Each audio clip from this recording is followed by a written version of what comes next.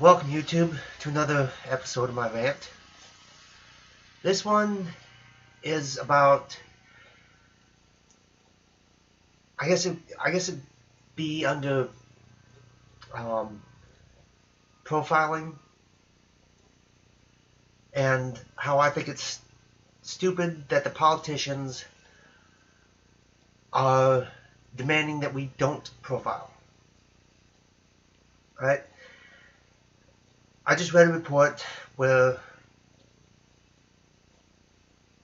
one politician is condemning another politician for stating that we need to monitor the Muslim communities a little bit more. Well, I think we should. We need to be monitoring these neighborhoods for any suspicious activity. Policemen do it all the time. If there's an area that has high crime, they patrol that area a little bit more than the other areas. No sense in driving down the safe neighborhoods where there's been no crime reported and ignoring the high crime areas. With that said, Muslim communities may not have high crime areas. However, if a store gets robbed and the policemen come and say, well, who robbed you? And the clerk says, the guy was he must have been a little bit over 6 feet tall, he was white, and had black hair. The police are not going to go to the black neighborhoods and look for black people. They're not going to go to the school and look for kids. They're not going to go to the nursing home and look for old people. No, they're going to go to where white males, a little over 6 feet tall and dark hair, hang out and live.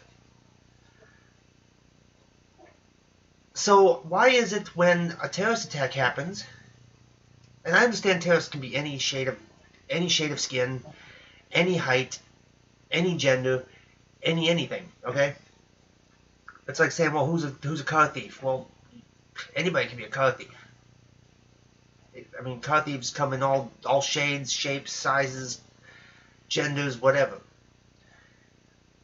So I understand that, but the terrorists that we're dealing with today, the majority of the terrorists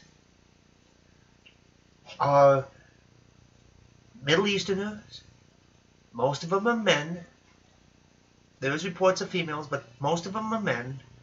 Most of them are in the around early 20s.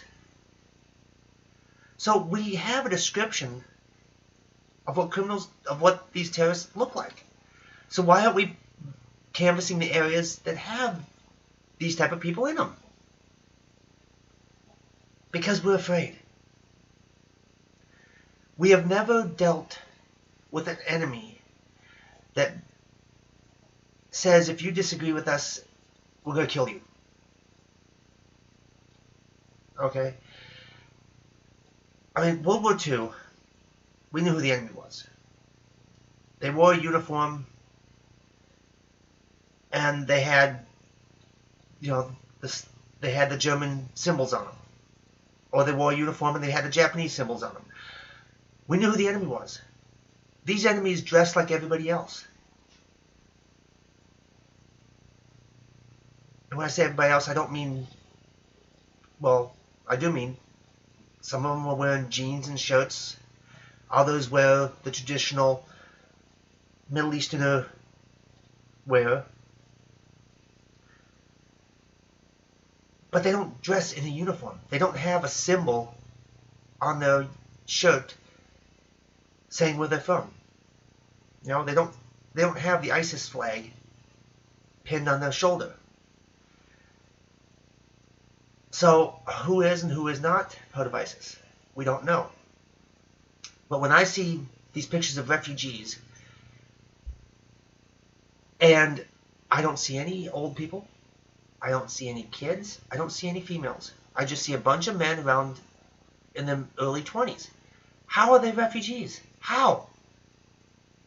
I say what we do is, if you get a group of people like that, What you do is you drop them off back in their country with a crate of ammo and a crate of weapons and say, fight for your freedom.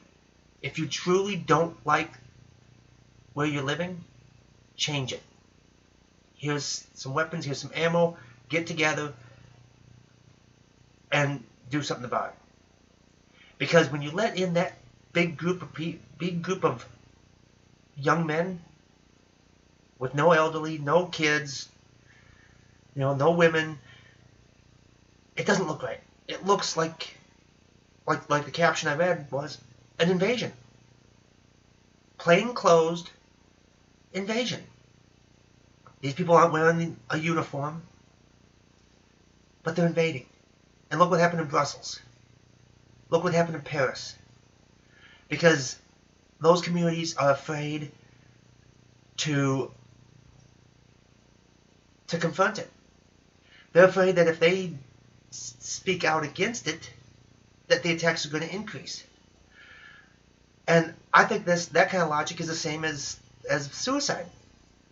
People are afraid, if you say, are you going to commit suicide? That's going to implant in their head a suggestion to do it. No, it doesn't. If the idea is already in the person's head, ask him isn't going to change it. If a group of Muslims already have it in their head that they're going to be terrorists, asking them, checking up on them, is not going to increase the possibility. I mean, we are at war right now. It's an ideology. It's an ideology. Way of thinking. And unless the Western world wakes up and realizes this, that there is no middle ground. Hillary, one of her candidates, Hillary Clinton, suggests, well, we just need to get to know them. Why are they so angry at us? Well, I got an answer for you, Hillary. It's because people like you, and I say people like you because you're female. Females like you drive cars. Females like you go to school. Females like you get college degrees. Females like you run corporations. Females like you run for politics. This group of people that doesn't like us believe that women are kind of like property. They're supposed to be in the home, taking care of the home, taking care of the kids. That's it. No school, no driving, no running businesses, no running for politics. And in some cases, you got to be covered head to toe. And if you go out, you better have a male chaperone. And that male chaperone has to be either your child, grown-up child, husband, brother. I don't even know if brother-in-law counts. Because if you're caught alone, their way of thinking is men can do whatever they want to you, and it's your fault, lady, not the men's. It's that way of thinking. So, Hillary, if you truly want to sympathize with these people, then drop out of the race. Quit trying to be a politician. Quit trying to be the president of the United States. Quit trying to run corporations. Quit driving everywhere. Quit going places without a male family member with you. Then they're going to like you. They'll start liking you.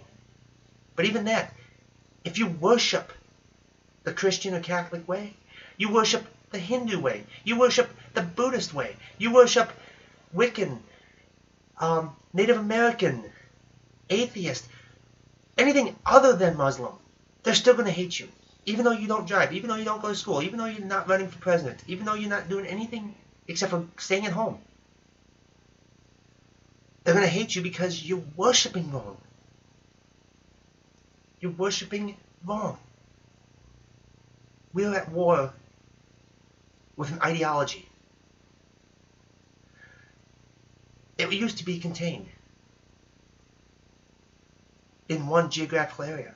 Well, these people are spreading. These people are moving around. These people they see vulnerability because the world's top nation, after the fall of the Soviet Union, the world's top nation that was left standing, the USA, has become weak. We went around the world apologizing for being a nation that can supply itself. A nation that is exceptional because we have enough farmland to feed our cities. We have enough industry to support ourselves in case the rest of the world goes by the wayside. We proved that in World War II. We were able to step up, boost production, go on multiple continents, take control, and defeat the enemy. Now we can't even fight in one country, let alone two little countries, without having problems. We have become weak, and this ideology sees that as weak. They know Europe is weak because Europe refuses to see and deal with multiculturalism. And anyone who's taken a political geography class knows that the downfall of societies, Aztecs, Egyptians, all the major societies in history fell when they started trying to accommodate multiple groups of people and not making them assimilate into one culture. America has a culture. So when these people come over, they used to come over wanting to be American. They learn our history, they learn our cultures, they learn what being an American is, what Americans do in their past, in their free time, how Americans work, and they tried to become American. Now people are coming across that border. It don't matter what border. It could be the Atlantic border, the Pacific border, Canadian, Mexican, popping up from underground, wherever, however they're getting here. They're coming over here expecting us to change. They go into little Muslim communities and want to rule the Muslim way. They come over here as a group of Hispanics, wanting to govern themselves like they did back in their home countries. Same thing with, we have little Chinas all over the place. We have little Italys all over the place. We have little Germanys all over the place. We have little groups of people all over the place. And I understand people want to live close to people that share their same, have similarities between them. I live in a neighborhood that has some law enforcement and ex-military. Because I feel comfortable with those type of people. I lived with those people for a long time. And I feel comfortable with them. But at the same time, if we try to accommodate everybody, that's the downfall of America.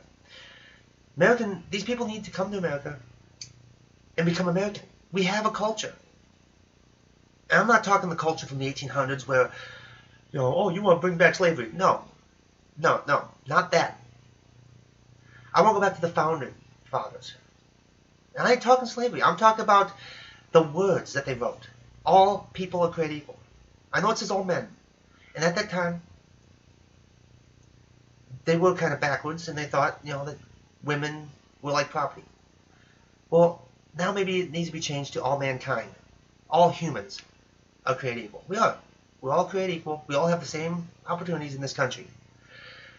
The barriers that we have, we need to analyze those barriers. Because laws have eliminated most of them. Now it's a way of thinking. And we see this. People, single mothers and single fathers, tend to get jobs close to their kid's school, because if the kid gets sick, they gotta go pick them up. They don't want to drive 30 minutes to go get their kid. So they get jobs close to home. But my time's almost out. I'll rant some more. So stay tuned. I don't have a regular schedule. I'm trying to get one. But if you have any topics that you want me to do, post them. Post them below. And if I have an opinion on it, I'll share it. This channel is to provoke thought, conversation, not to spread hate, not to piss people off, but to open up the lines of communication to things that people are afraid to talk about. Their opinions, because it may not be politically correct. But my time's up. Stay safe and enjoy. See you next time.